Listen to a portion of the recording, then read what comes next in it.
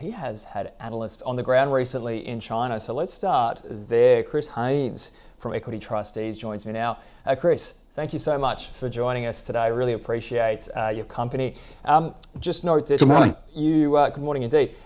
Just note that you did have a team over in China recently, in particular, trying to sort of dig into, pardon the pun, some of the commodity story there.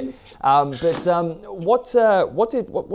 the word on the ground as to what's happening in China's economy at the moment, especially in terms of, I suppose it's in industrial side? Yeah, I think look, I think generally, start with a negative view, in Australia and think everything's awful. So I think on the ground there, things are not as bad as people think they are. So obviously, the economy's struggling over there, but there's a lot of political will to improve demand and the economy there. So we see some developments in terms of property, so easing up restrictions in second properties being one of them, and lessening credit requirements around that in particular. So that obviously has implications for iron ore. We don't think iron ore's off to the races like it was many years ago, but certainly things aren't that dire. And also we're also looking at that lithium market over there because they're the biggest market for batteries. So that's pretty important. We think that sort of is running reasonably strongly and probably with a bit of upside. I would love to dig deeper. Again, I keep using that term, but into lithium just a moment. Just I do apologise. It's becoming nauseating, I'm sure. But the iron ore story, because there is this whole notion that there is a big deleveraging going on in China at the moment, and they don't want to destabilise the property market any further than it already has experienced over the last couple of years, or at least kicked the can down the road. But you suggest that there are some signs that maybe, at least at the margins, we might see an improvement in construction activity, residential construction activity going forward in China, and that should perhaps boost steel demand?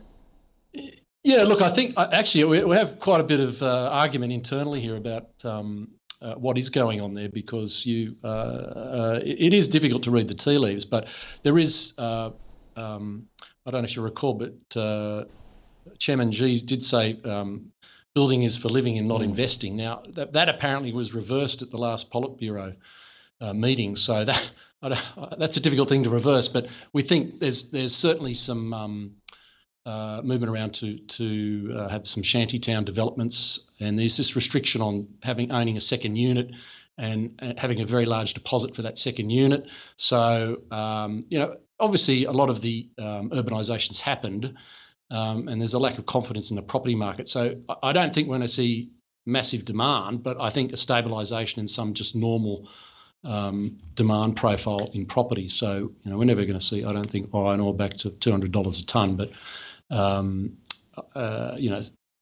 just a steadiness and a slight improvement in demand. Let's push on to that lithium story, because again, it seems to be almost the centrepiece in many ways, or at least from an outsider, of maybe this new economy that China is trying to build. As I understand it, BYD is quickly selling more cars than Tesla. What are you seeing there in terms of the demand for some of the rare earths and lithium and what have you when it comes to China? Because there's multiple factors there too, from the perspective that they also have a high deal of abundance for rare earths as well, including lithium, if I'm not mistaken. Yeah, I think there's a lot of lithium all over the world, so we've got to be careful about that.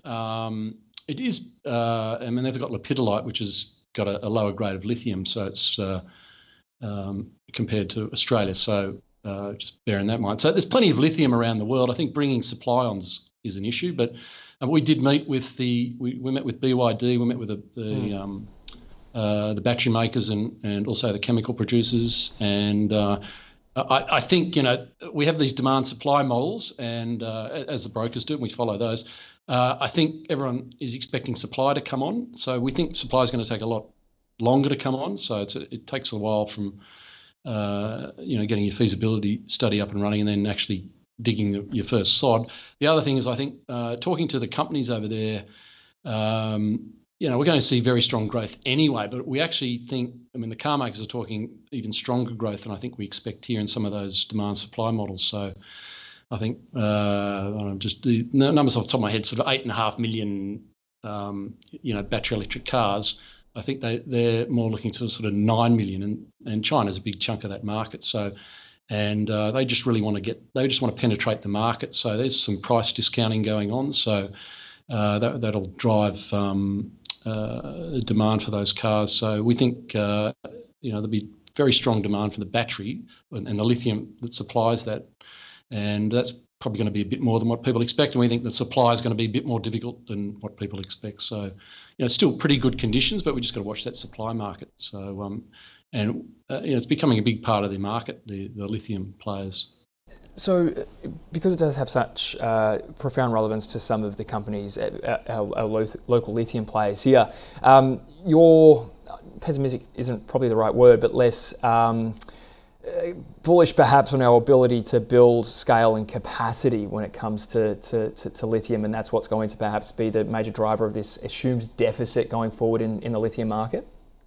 Yeah, I think look, there's lots. There's mines being developed in Africa. I mean, in China, we've got developments going on here. You just have to go through the quarterlies. Just they're a bit slow to. It does take a while to build this stuff. Pilbara had a lot of problems building their capacity out, if you recall. I'm not negative. I think that that the supply will come, but it's going to take a lot of digging to electrify the world. So I'm a bit. I think that's more problematic. But sort of in the next 12, 24 months, there's going to be, not as much supply as people think. I think that's the way we think about it. So the prices, which most of the market thinks spodumene is going to come down quite a lot. We think that's probably going to stay up a little bit longer, and due to lack of supply, but also the costs of digging the stuff out of the ground, and that's become much more expensive over the last 12 months. As we know, everything is much more expensive. Yeah, indeed. So a couple of lithium players that you have had your eye on, Core Lithium, for example. I mean, what's your takeaway there? Because it is, well, at least for retail investors, one of those sort of darlings that people have used to kind of get exposure to the space.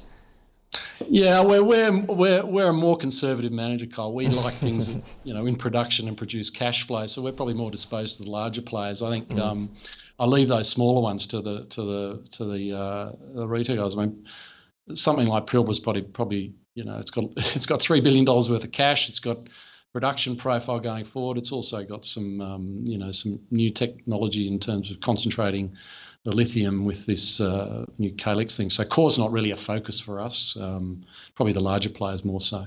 Yeah, interesting. But we do follow it, and there was a bit of a hiccup in terms of production for that as well. But yeah.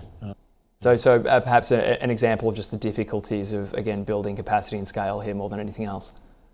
Yeah, I think so. I think they've all had problems, from Pilbara to MinRes to, we've got Liontown, which hasn't produced yet, and they're going to go underground. So we don't really know what's going to happen there. So I think, look, I'm not a mining geologist, but I know a few that tell me the rock is pretty hard to, it is not as easy as people think.